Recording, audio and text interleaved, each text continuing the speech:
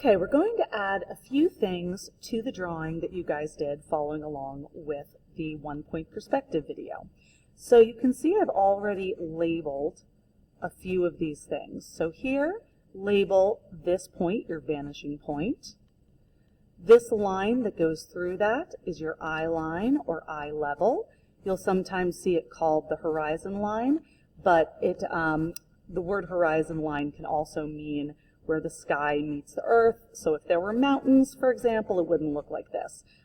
So we're going to call it the eye line or eye level. And then finally, these diagonal lines that all come back to that vanishing point are called orthogonal lines. So now I'm going to add a few lines to this box down here to make it appear to be a glass box. In order to do this, you're going to first have to make sure that this line is truly horizontal.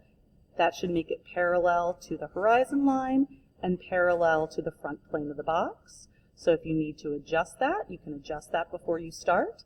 And this line needs to be truly vertical, which means that it would be perpendicular, i.e. forming a right angle with any of these horizontal lines, and it would be parallel to your other vertical lines. So those are, in essence, the rules that you wrote down. All right, so if all of those have been corrected, if they needed to be corrected, you're ready to start. First, I'm going to start at this back right corner, and I'm going to drop a line straight down. It's a vertical line, so it needs to be parallel to your other vertical line, and these two up front. And then we're going to do a horizontal line from this bottom right corner. So again, that means that it needs to be at a right angle to your vertical lines, and that should make it parallel to your horizontal lines. Finally, if we got that in the right place, those are going to intersect. So you can erase the part you don't need.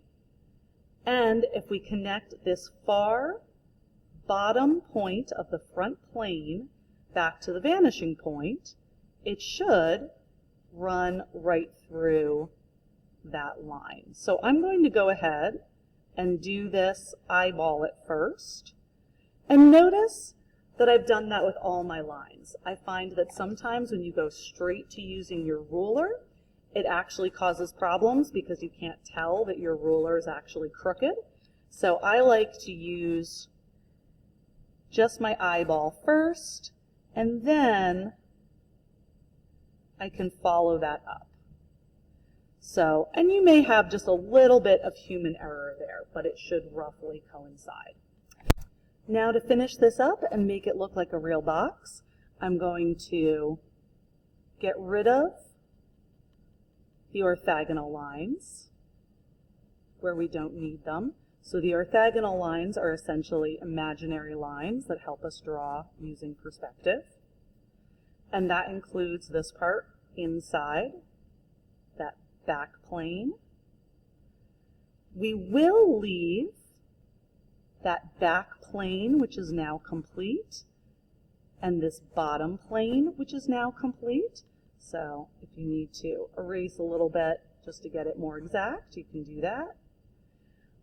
And to make sure that it's not confusing what's going on, we're going to make the front plane darker. So you can just use a darker pencil, or you could use a pen or even a colored pencil. All right, so that front plane, the top plane,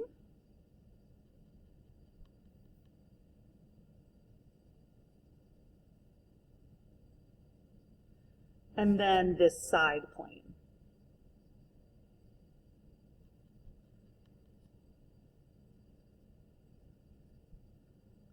So the lines that are left in that are light are the parts of the box that you would not see unless it were clear, see-through. So you can label that glass box. We're going to now add one additional box in the center. So the first thing, okay, I'm now going to add one additional box right in the center. So this would be like a box sitting on the table in front of you. I'm going to first start by adding a guideline, which is a line of symmetry. Then I'm going to draw the front plane of the box, and I want to make it so that it's even. So if you want to use your ruler and make sure that it's the same size on either side of your line of symmetry, go ahead. And then complete that. It doesn't matter if it's a square or a rectangle. So that's your front plane. And finally, you're going to draw your orthogonal lines connecting back to the vanishing point and add the back plane of the box. So there you have it. That would represent a box like this one sitting right in front of you, and the one below it you know how to draw from the rest of the video.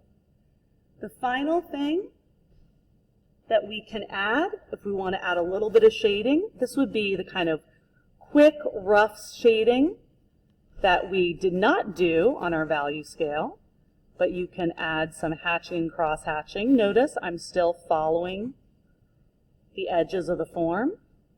If you're doing this, make sure you still have contrast between those two sides.